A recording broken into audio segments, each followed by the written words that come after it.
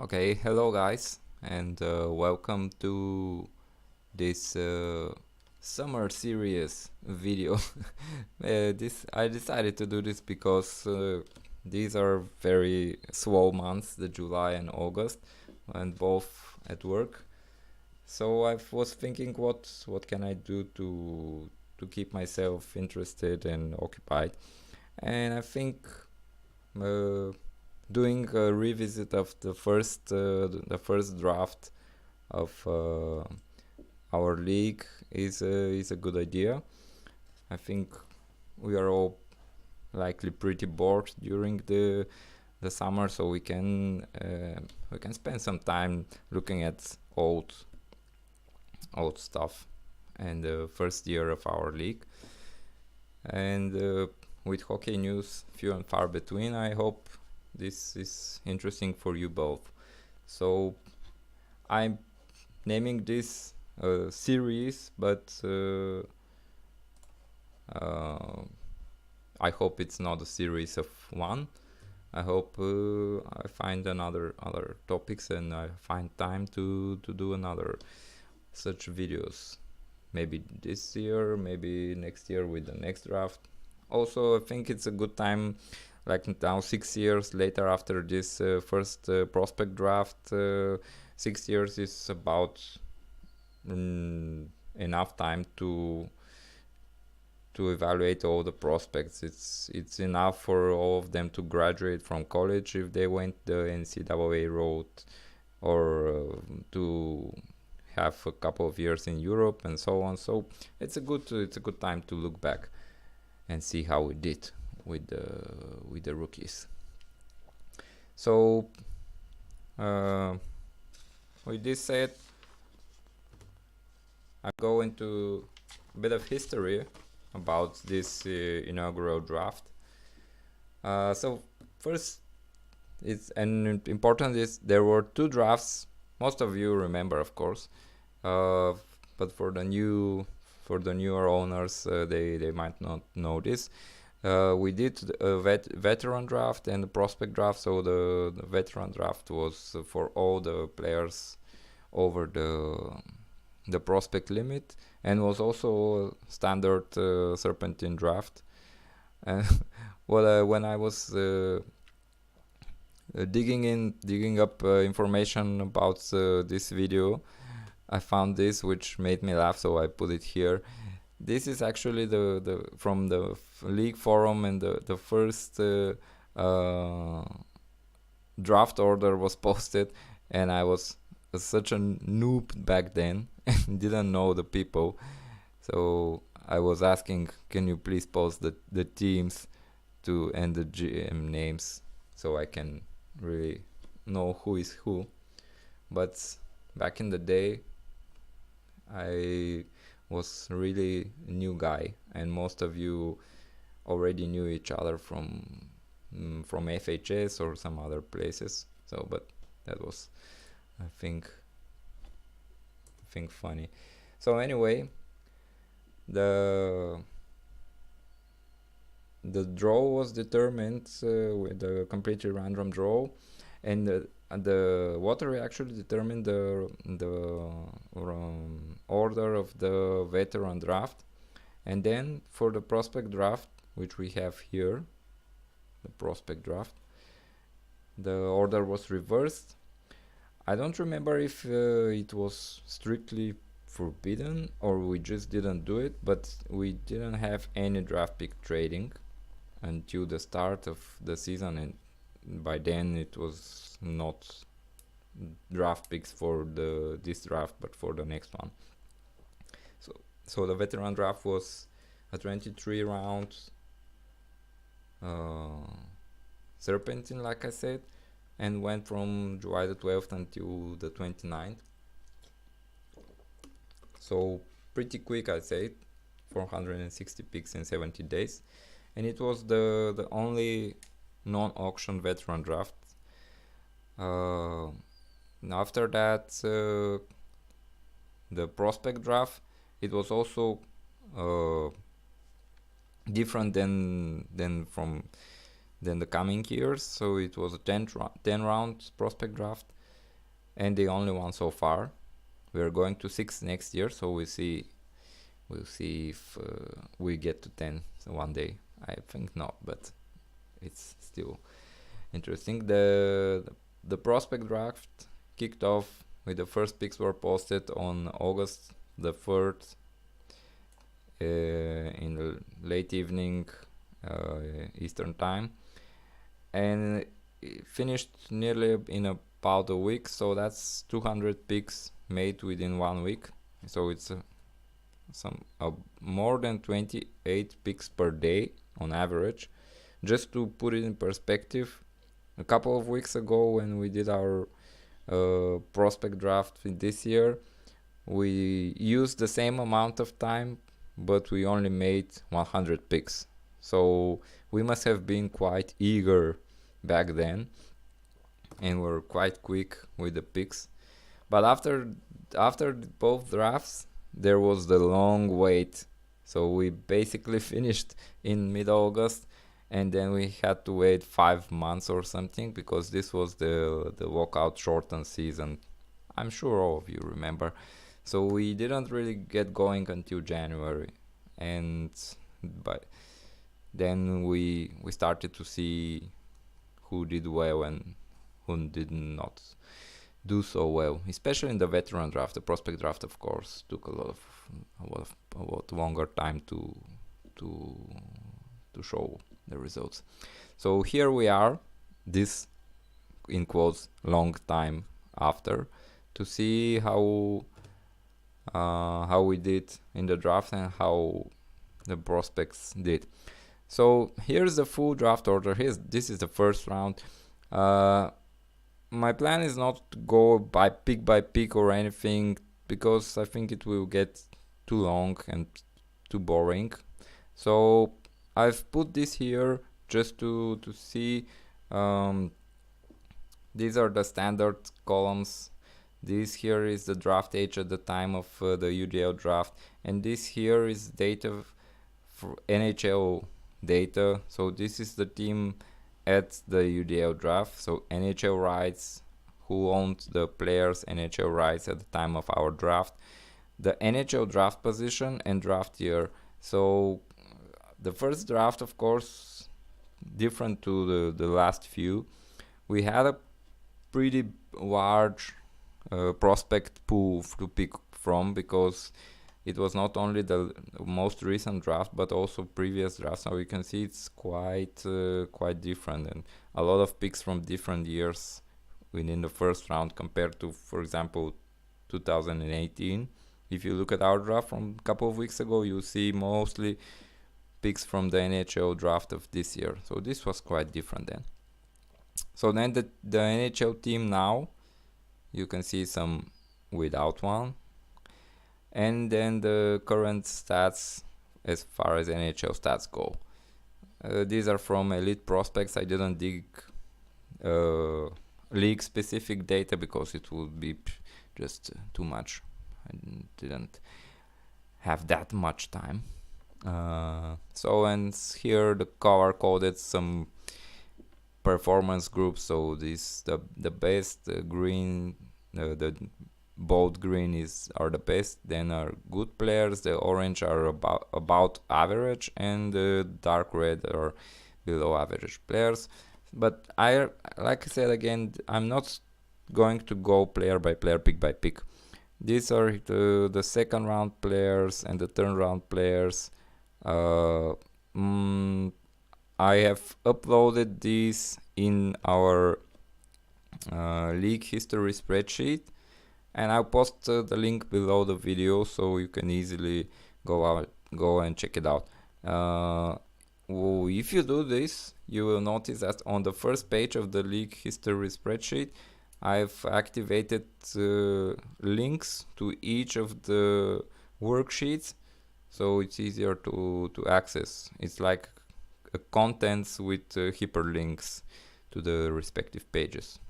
I've just found it today and thought it was a good idea. So onwards, before we go into some more specifics, let's look at how we did, or the draft picks did in general. So this here on the left is the number of NHL games played per player. So this is an average number per player in the first round. So a first round pick played almost 350 NHL games on average. So most of the first round picks, they panned out. So they became regular NHL players and produced. The orange dotted line is on the right scale, is the points per game per player.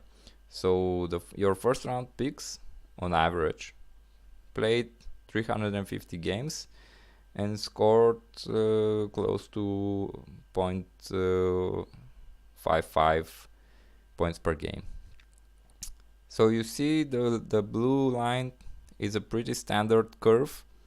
If you have looked at NHL draft analysis, it is pretty similar. So it shows that the quality or the probability of the player becoming an NHL regular drops really quickly after the second round. Then there is somewhat of a plateau here, which is still going down, but rather gently. And then we drop into really the lower rounds where you are already in a long shot territory. This drop here in the third round, it's really an outlier. We didn't do very well in the third round, which was to an extent because we drafted 5 goalies and 8 defensemen. So like 2/3 of the draft picks were defense oriented, so to say. So they don't contribute much, if at all. For the goalies, they don't contribute at all, but for the defensemen, they don't contribute much to the points per game category. And the forwards drafted in the third round were the types like Corey Eakin or Joel Armia or Gergensons or Jurko. So really either ones who didn't have a good offensive, a high offensive ceiling, or ones that didn't really reach its offensive ceiling. So basically it's a flop here, collective flop by whole teams in the third round. But we did a lot better in the fifth, where players like Tomas Hertel, Riley Smith, Tomas Tatar, Sami Vatanen, and Tom Wilson were drafted. So things, as always, have a way to balance themselves out. So, but this curve is also the orange dotted line is also pretty standard. And here you see how it stops dropping, because this, if you have looked at some, again, NHL based stats, you might notice that this is exactly the level where most analytics put the replacement level. So if you cannot produce the something between 0.33 and 3.35 points per game, you are basically not an NHL player. So this is quite, again, relevant and statistically precise, I would say. To the right, we have a where are they now pie chart. With the main thing I just want to mention here is the percentage of NHL guys we have drafted. So if you look at numbers from the NHL draft, NHL teams have some, depending on which article you're reading, they have somewhere between 35 and high 40s percentage success rate, so to say. So players they draft who become NHL regulars. So in this particular draft, the 2012 one, we did better than the NHL as far as drafting or finding quality in the draft. So good job by the UDL owners. Here the other distribution also I think is pretty standard. So 70% of the players are currently in the minors, so to say the NHL affiliated minors, AHL and the ECHL. 15% are in the major European leagues like the KHL, the SHL, the Finnish Liga, or the Swiss, which I think are the four best European leagues. And of course, there are the other categories like other leagues. Some players have retired, and some are actually still NHL players but are currently without a team. Like I think Tommy Wingos is still out there without a contract, if I'm not mistaken. Something in this type of players are here within this 4%. Just a couple of notes about the more obscure leagues where players from the 2012 draft play. There are players playing in the U Sports, which is I think the Canadian ACAA, if I'm not mistaken, the BCIHL, and the DEL2, so which is the second level of German hockey, which is quite low. But my personal favorite is the ACHW, which is a senior league where former Edmonton goalie prospect Tyler Bunce plays, and he's 26. I don't know why or how would a 26 year old former professional be allowed to play in a senior league. I would have been quite pissed if I was playing in the senior league and I had to face him. Anyway, this is a bit off topic. One more thing about Brett McLean. Brett McLean was a draft pick. I don't know. I don't remember currently by which team. We can check it out later.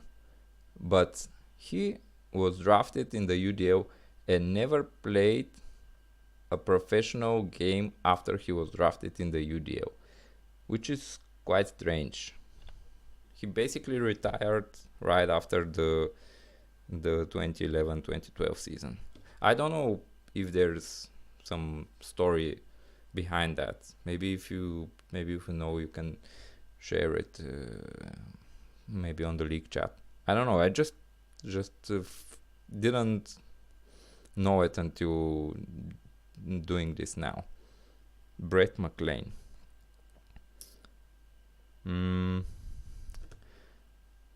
So yeah, now we're gonna look at some top 10s. Of course, as with any top 10 or any rating or ranking, this is basically my, or it's not scientific, it's just my view of the top 10. So the first top 10 is the top 10 best players that were drafted in the 2012 UDL Prospect Draft.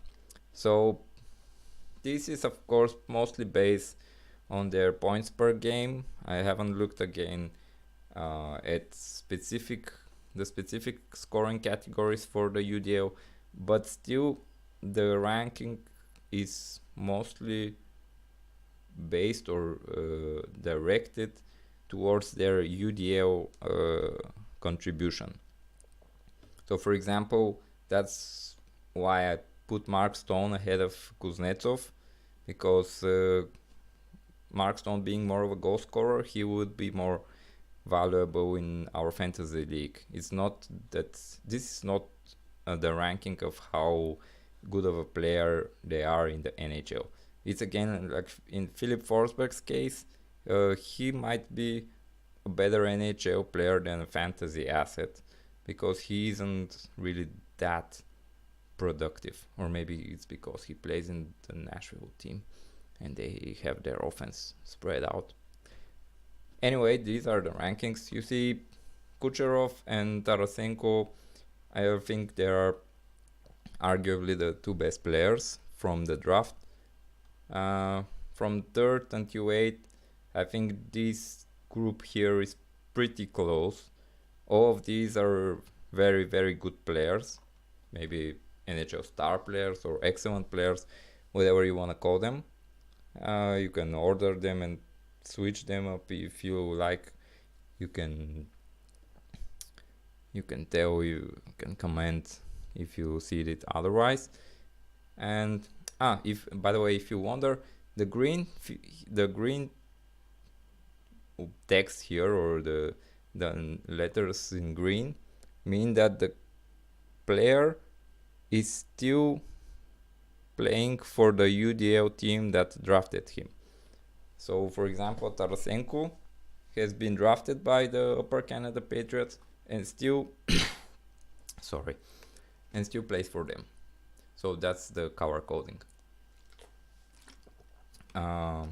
Towards the bottom, we have Dougie Hamilton, which is quite a good player too. And for the 10th spot, for me it was between Jake Allen and Martin Jones, but I put Allen ahead because I think when he's on his game, he's a top-notch fantasy asset. As long as Jones, he's more of the steady but just above average one. So he's really I don't see him as a high ceiling guy. So the next top 10. Oh, I just put a yellow dot. The next top 10 is the top 10 value picks. So here you will see some overlapping, of course, but the way I filtered or defined value pick is any pick from the 5th round onwards. So mid to late round pick who performed best.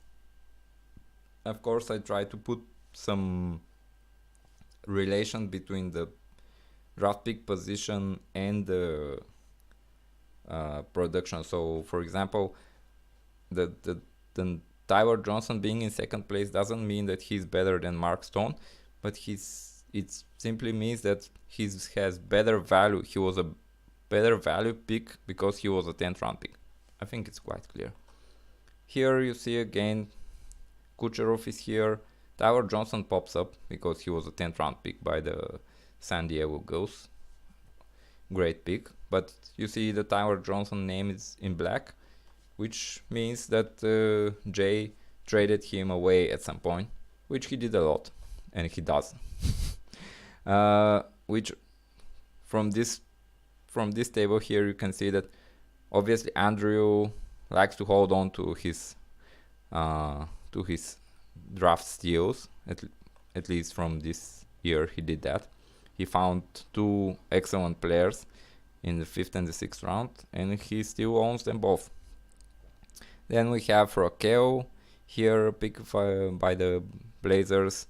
Anders Lee, one of the best pure goal scorers in today's game, and owned or drafted and still owned by the J-Lopes. Martin Jones was my pick, but I can tell you that I gave up on him too early. I didn't trade him. I didn't even trade him. I just dropped him. I don't know. I think he was redrafted later. William Carlson here is a more many of you might see him higher, and if you only look at the last season, of course he would crack directly the top 3. He would, I would say, go directly at number 2 behind Kucherov. But looking at his career numbers, and that's what I did while doing this, his career numbers are still very underwhelming. And until he puts in another season where he can prove that he's a reliable 25 to 30 goal guy, I think there will always be an asterisk with his name. and all evaluations concerning him. Brendan Gallagher and Brady Shea round up the top 10 of the value picks. So, with no surprise, the next top 10 would be the top 10 misses. So, to define misses, it's a top 2 round pick that didn't meet the expectations that came with that draft position.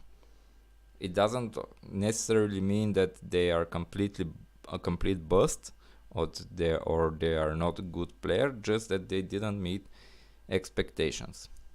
So you look at number 1, it's of course no surprise. But when I think about it, and there are 2 things that come to mind. First, that it was here the Macon Whoopi at the time, and Kyle, their owner, who drafted Yakupov. But first, he wasn't the only one fooled. So basically everyone believed he was the best player available, and Edmonton thought so too.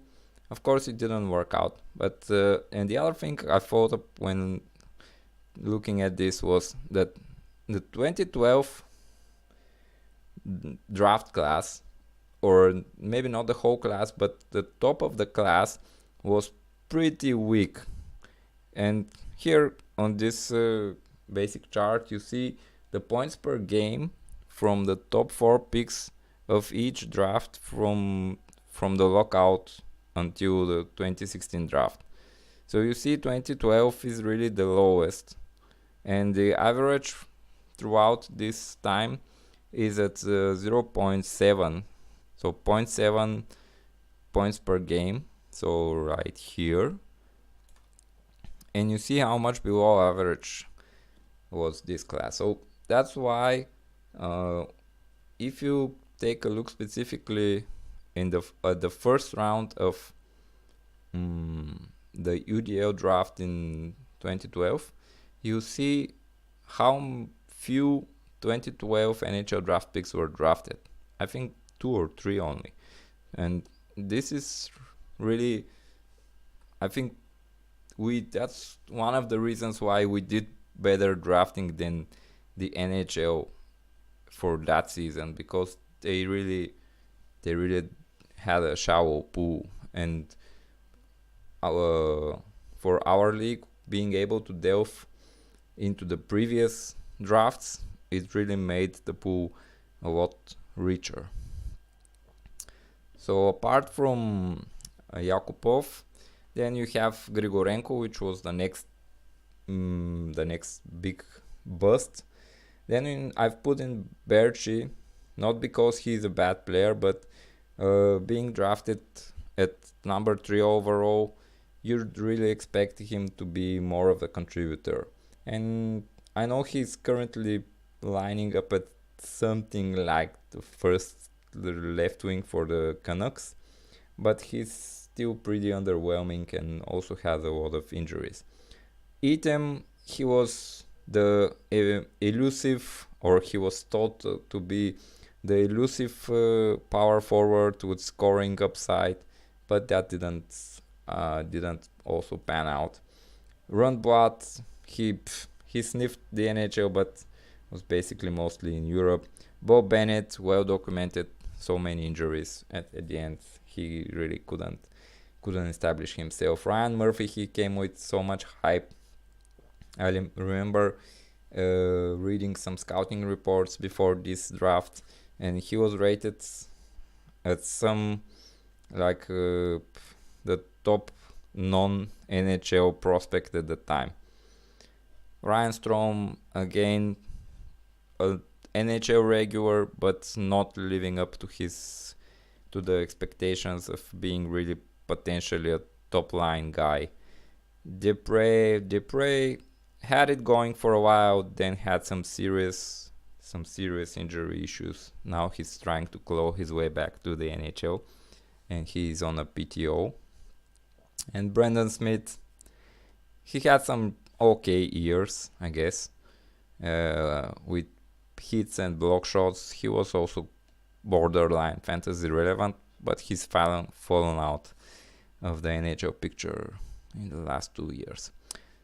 So that's for the top 10. So now my favorite part about the trades. I looked through the trade history and looked for the biggest trades that included 2012 draft picks, players that were picked in the draft by the UDL teams. I wanted to do a top 5, but I found 6 trades and couldn't get any of them to go, so I have you a bonus entry, so the 6th place or something. This is the most recent trade that involved 4 draft picks. So in both you see the 2012 draft picks, and it's the same for all the other trades that will pop up. So you see here the Solar Bears get Panic, John Hayden, Nylander, and Joe Thornton. For Tyler Johnson, 2/3 of the That 70s line, and a 5th rounder in this year's draft, which was used for Tyler Steenbergen, or Steenbergen, I don't know, depending on the pronunciation. I would really not try to rate who the winner of the trade is, or was, or would be. I would just put them because I found that our league had some really spectacular trades compared to the NHL. Just each season you can find at least 8 to 10 really big ones. And these are only with 2012 picks. So next, the 5th place is the Vasilevsky trade, where the Ramparts get Vasilevsky and Ryan O'Reilly, which one was a prospect, one was more of a rental, I think, because he is a veteran. It's a 2013 trade, so this is a trade that's made at the trade deadline in the first season of the league. So the James and the Grizzly Adams, they get Alex Taylock, who at the time was also another goalie prospect, maybe not with the upside of Vasilevsky, but still was a prospect. Grabowski, who must have been on the downturn already by then, and a 3rd pick which turned into Michael Madsen. So I'd say this was a pretty good trade for the Ramparts that helped them both then and now. Next on the 4th place is another, and here the trades get bigger and bigger, I think. Here we have the Ovechkin for Scheifele, or this were the main pieces involved. So this was done last season after Kevin took over and moved the franchise to Hearst. So he gets Ovechkin as a rental for 1 season, and a 3rd round pick, who he later traded and turned it into Peter Budaj and Martin Hazel, so more veteran help. And the Mighty Camels got Scheifele, Grigorenko, which was another 2012 pick, of course already on his way out of the league, and Barbashev, who could turn out to be a half decent player for the St. Louis, although it's a bit crowded in the St. Louis. I don't know if he can win a spot with so many veteran players already there. But anyway, it was a big trade, and it seems more of a win for the Mighty Camels, with Scheifele being really a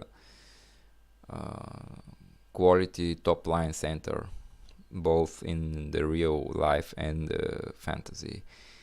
and the fantasy level. So in the top 3 already, the third place is a trade from the first off season. So the the off season after the first season. So July 10th, 2013, the Hamilton Tigers get Nikita Kucherov. So at the time, Kucherov is not in the NHL yet. So maybe it's not that clear how much of an upside he has, but it's an impressive trade. Apart from Kucherov, the Tigers get a second rounder, which they use for Shea Theodore, and a third rounder, who they trade later, and the main return is Cody Eakin. And the Chilliwack Royals are the other party of the trade, so they get a first round pick. It is 8 overall, and they used to draft John Gibson, which, of course, being able to draft a good starting goalie, to draft and develop a good starting goalie, can be invaluable in our league. So again, I would say I would give a slight nod to the Tigers in winning this, but getting John Gibson is a cornerstone for the Royals, and he's still in control. He just signed, I think, his RFA contract, so he has at least 4 more years ahead of them under contract for the Royals. So pretty big trade. And the next one is a trade between the Blazers and the Ramparts, which was done this season, so before the trade deadline in this last season. The Blazers got Dougie Hamilton and Oscar Clefbaum, which were the 2 2012 picks involved in the trade. So they also get Jake Wollman, and a third round pick they used from Ruslan Iskakov. And the Ramparts get James Neal, the 2018 first rounder, which at the time was not clear, but it turned out to be the top overall selection, aka the Rasmus Dahlin pick, which the Ramparts later traded to the Steelers and for a package of players. But the main return was Shane Gostisbehere. In the package, Ryan O'Reilly was also included, so you can see a pattern here that the Ramparts like to trade for Ryan O'Reilly. And they also got a 2018 second rounder, which again wasn't used in the draft, but traded for in another trade, which landed David Perron. I think it was a trade with the Linköping that also landed Darling, Scott Darling. So quite a big trade for the Ramparts, and they were pretty active in trading away those high draft picks to get some immediate help. And the top trade involving the 2012 picks is a really historical trade because this is the first ever trade in the history of the league, and also involves the most number of draft picks from the 2012 prospect draft. So it happened on January 19th, 2013, between the Hamilton Tigers and the Linköping Hockey Club. So Cam and Brad were involved, and by that time this is I think the first day or the first day with regular season action in the lockout shortened season. And the Tigers get Philip Forsberg, which turns out to be the big piece in the trade, or at least the big long-term piece. They get Ben Scrivens, who had a couple of seasons, better seasons, but he didn't establish himself in the NHL. And Christian Ehrhoff, who was on the downturn already by then. Linköping got the best player in the trade at the time in Chris Letang, and get Kevin Connaughton and Matt Fraser. Unfortunately, both of them don't seem... Matt Fraser is already out of the league.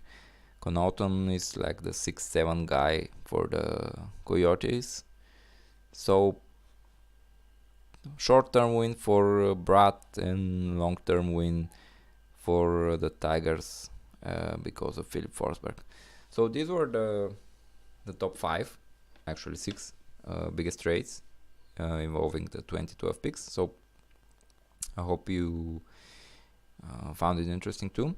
So we stick to the trades a bit more, and the most traded players that were 2012 picks. And of course, the first one is no surprise. It's Jakob Markstrom, who was traded 6 times from being drafted until now in our league.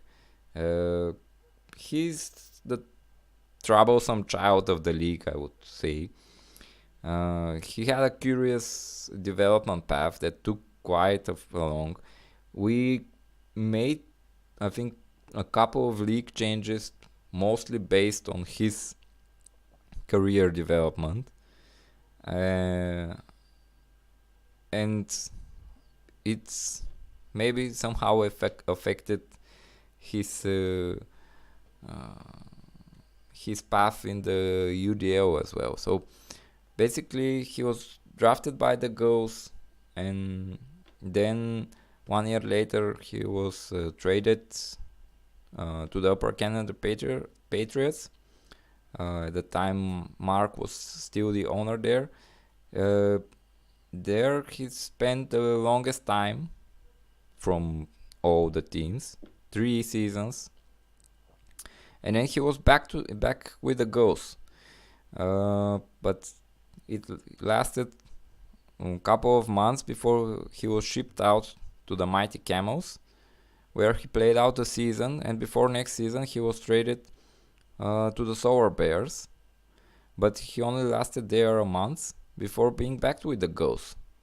So this is quite a crazy relationship between Markstrom and the San Diego Gulls.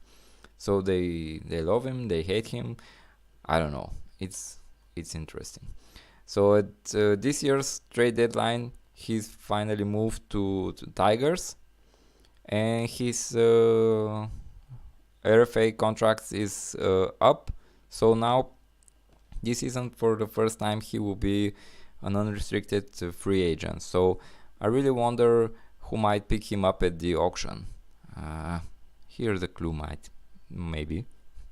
But the second player, because there was another player who was traded 6 times, which I didn't expect, and that is Jakob Silfverberg.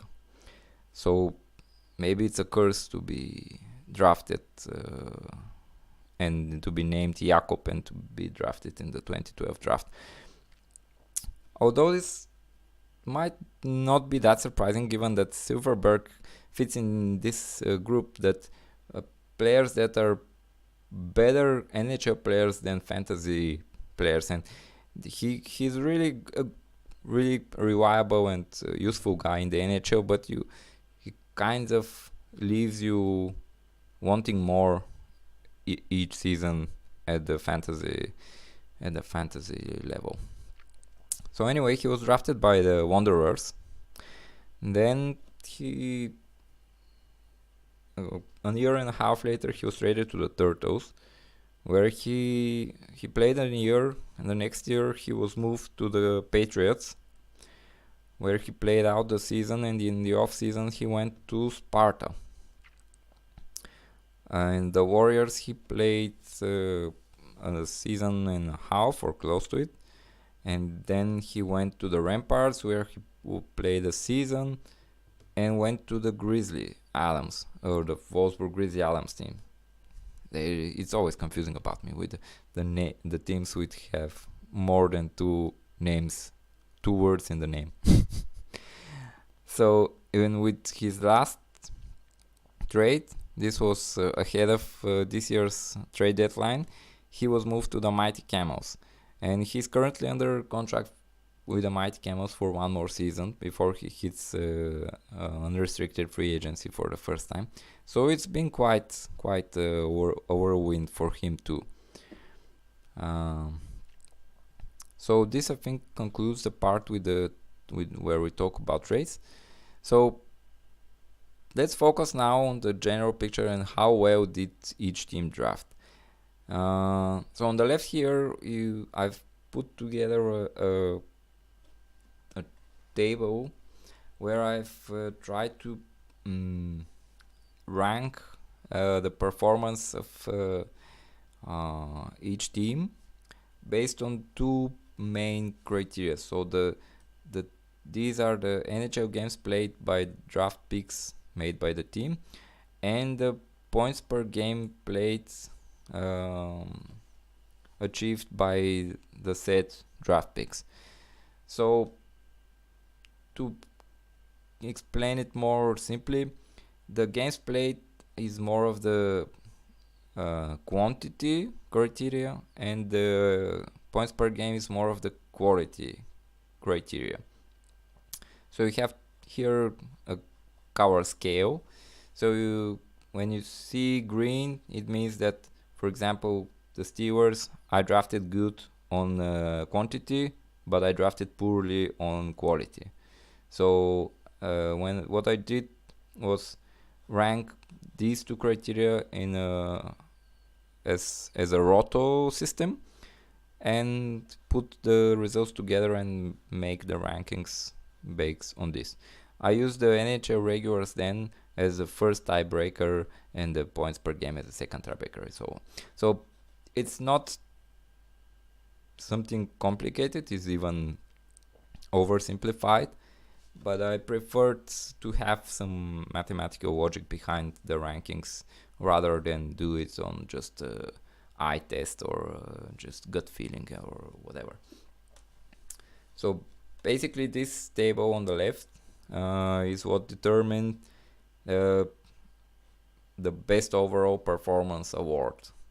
I tried to think of some awards in case we make this a series and in case we want to make it more interesting, and of course if you have any ideas or any ideas about other categories, about category names or whatever, just put it on the league chat and we can discuss it. Based on again on this ranking, the top overall performance, so the teams that did best in the draft are the Upper Canada Patriots, and then owner Mark, then the Odessa Jackalopes and Max, and the Wolfsburg Grizzly Alums and James. So good work, good job from them. So here you see the Patriots and the Jackalopes, they did well both in the quality and quantity departments, and there are teams who had one good and one bad side, and they're not so good. So I have two more categories here just to keep it more spread out and more differentiated. So I have the Dedication and Loyalty Award, which is basically ranked based on the number of players which were drafted and still owned by the original drafting team. So it's no surprise for many of us in the league, but Max is the most loyal owner in the UDL.